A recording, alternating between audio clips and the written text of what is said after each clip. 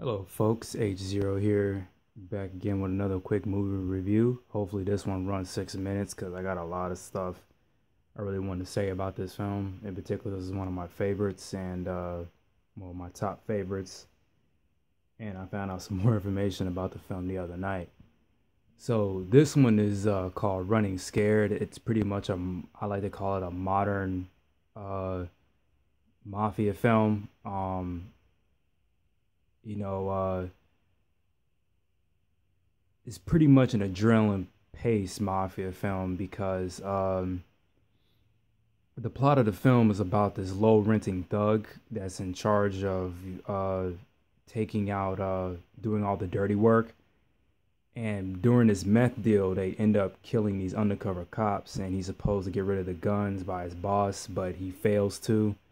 And his, I think, not his stepson, his son's best friend takes the gun and shoots his abusive father with it. In the whole movie, he's trying to get it back.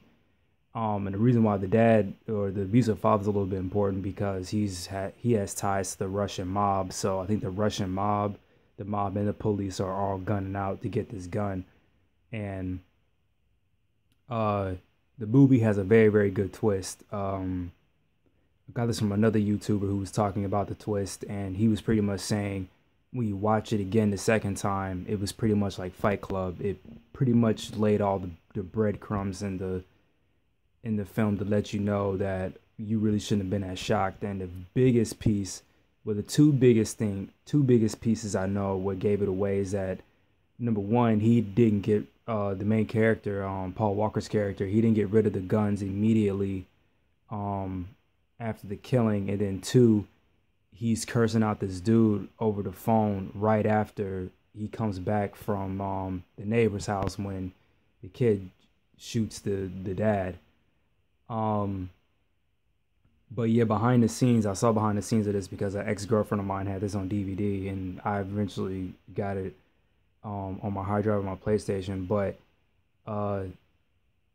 Paul was saying that the adrenaline pace was so high for him personally because when he was reading the script, he was constantly on the edge, full of adrenaline, and even the way this movie is shot, you can tell that way. And that was another reason why I liked it so much. And trying to think of what else I have found out about this film. Tarantino had really liked it as well. He even left a message on Walker's phone when he got home from dinner to tell him that he really liked it, even though it didn't commercially do as as a big success. Because I kind of recognized the film when my ex had told me about it, because the most iconic scene that they use in the trailer over and over again when I did see it vaguely is when he's getting hit in the face with the hockey puck. And there's a lot of tension that even leads up to that scene as well. But going back to my other point I was about to say, the film also has this very fairy tale-esque theme to it. When they run the credits, they show all these classic fairy tales from like the Mad Hatter, Hansel and Gretel. Even within the movie, the homeless man, I believe, was the wolf, and the hooker was the prostitute, and it just, and the gun was the rabbit hole that starts the whole thing. So it was kind of cool how they did that. And like I said, the way the movie is shot, it's very, very adrenaline paced, and a lot of POVs, and as well as coincidental things that keep happening, because in the movie he almost gets the gun back, and he gets screwed over again. It's one of my funniest and favorite scenes in the movie when he finally catches on of, oh my gosh, the gun was right there. It could have ended it right there, and it didn't. Another thing I found out, they did a comic on this movie, and it wasn't even on the DVD. I want to say they probably re-released it again, but if you go on IMDb and look this movie up and even type it in on Google, Running Scared comic book, is the panel is going to show, well, a couple of pictures are going to show the scene from the movie where Paul's character is being held down and getting hit in the face with a hockey puck, and there's like a goalie in front of him and whatnot. But of course, out of all the, well, most of the films I have with Paul in them, of course, are the Fast and Furious, and I have another film with him in it. This is my most favorite one because this is the realest and rawest I ever seen Paul, and he's not the only actor. Even Adam Sandler, if you see him in Reign Over Me, it's a complete 180 from what you're used to seeing him as, which is the funny guy in that movie. He plays someone post-traumatic stress. Same thing with Tyrese in Waist Deep. He plays a dad trying to get his son back from the streets. And again, it's a complete 180. A little bit of Denzel. There's some more movies on this list as well that I have him in, but my top two favorite films with him in it is Malcolm X and Training Day. And again, it's completely two different characters. And I know a lot of dudes like Denzel in that role, but a lot of females didn't because of how raw and dirty he was. But the character he portrayed in that movie was kind of based off a real cop. They just amped it up a little bit, for the Hollywood glory. And I want to say Vin Diesel as well. I haven't seen him that much in a similar film like this. Well, the particular movie I'm talking about is A Man Apart.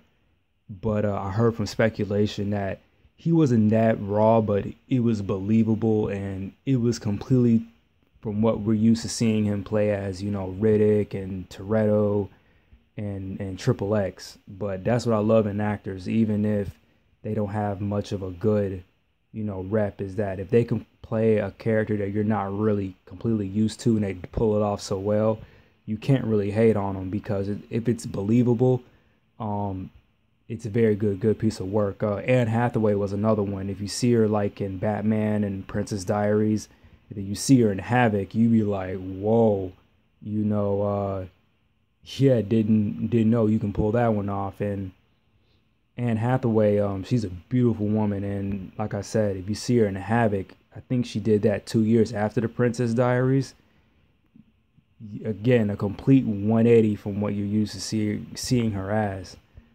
I think Heath Ledger was another one. If you see him, of course, in Batman, and then if you see him in A Knight's Tale, if you see him in The Patriot, if you see him in Monsters Ball, he's a very, very good actor. But again, his best acting came from his very last movie, completed movie, I should say. Even though I liked the dude beforehand because I liked him in The Patriot and, of course, A Knight's Tale. But again, it's a complete good flop, and it's kind of funny how people, middle-aged women especially, they sometimes trip about it. That's just my personal opinion. Some middle-aged women actually like it because some of them are tired of seeing the same, guy do the same role, and then they do something new and they like it. But again, you can attack me if you want. I already see the comments coming, so I really don't care. Again, that's just my opinion, man. Anyway, this is the longest video I've done so far. I'll see you in the next one. I can't remember what it was, so you'll see it soon. And sayonara.